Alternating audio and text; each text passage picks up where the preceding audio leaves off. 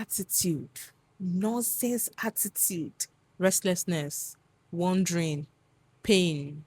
It is grace. Okay, so last week, we saw how Adam and Eve scattered soft life for everybody. So today, we are entering into family problem.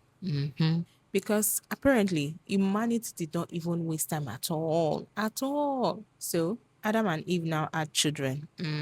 The first son, Cain, the second one, Abel. Now, the Bible did not really tell us too much about their childhood, just that Cain was a farmer and Abel, Baba like livestock, he loves animals. So the Bible made us know that these two brothers were very different in their own ways. So basically, one brother was farming tomatoes and the other one was doing livestock business.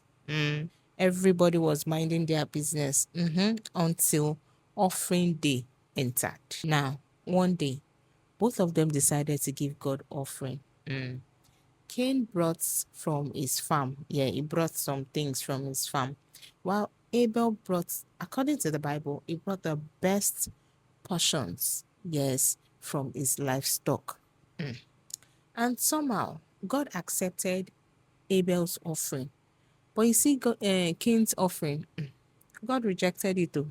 Now, this is where emotional damage entered because Cain became very angry, as in very angry.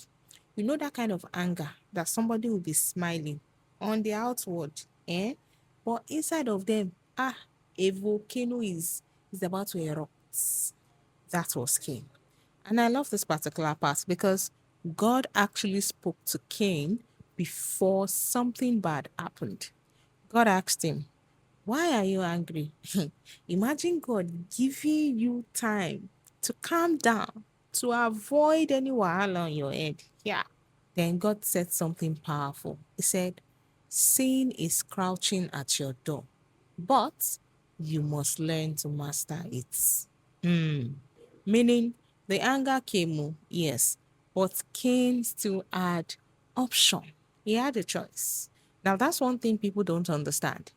Temptation may knock, yes, but you always have a choice to either open the door or shut it. Instead of Cain to say, "Okay, God, let me improve myself, let me see what I can do." No, he didn't do that. And that was when jealousy now entered premium mode. Cain now invited Abel outside. The Bible said they were in the field, just the two of them. And Cain attacked his own brother. His own brother, the first murder story in history was between two brothers. Hey, because of jealousy. Now, imagine Abel that day. He would probably think they were just going for normal brother discussion. Because what's the in going with my brother to the field? But Cain had a different evil agenda. Then God came again and asked, "Cain, where is your brother?" Again, not because God did not know. God already knew. But he wanted Cain to speak the truth.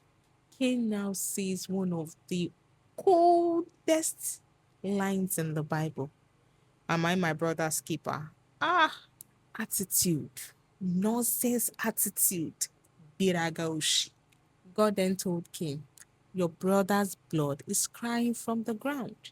So that means innocent bloods speak. Cain was punished, not immediately destroyed, but consequences entered his life. Restlessness, wandering, pain. Now, let's talk honestly. You see this story, it is still happening today. Abi, you don't know? People don't always celebrate others well. You rarely see people that celebrate other people well. Once they see someone progressing, instead of learning from that person, they would rather look for a way to bring that person down, to make the person bitter, just to make themselves better. Cain's problem was not Abel. Cain's problem was pride, jealousy, and refusing correction. Now, let me say something very important. God corrected Cain before disaster happened.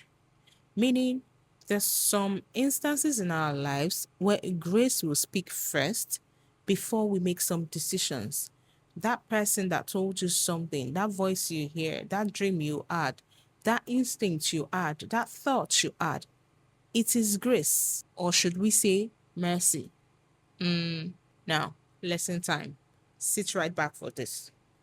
Comparison can destroy your life. Comparison can destroy your peace. Cain compared instead of improving. God cares more about the art than appearance. Yes, both of them brought offering, but it's not, we base it on, oh, what they brought.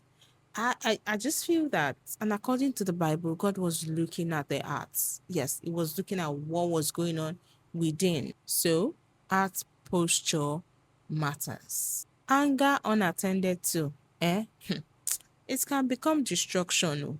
I'm telling you that small bitterness can grow into something very, very dangerous. And lastly, celebrate people genuinely. Another person's success is not your failure now.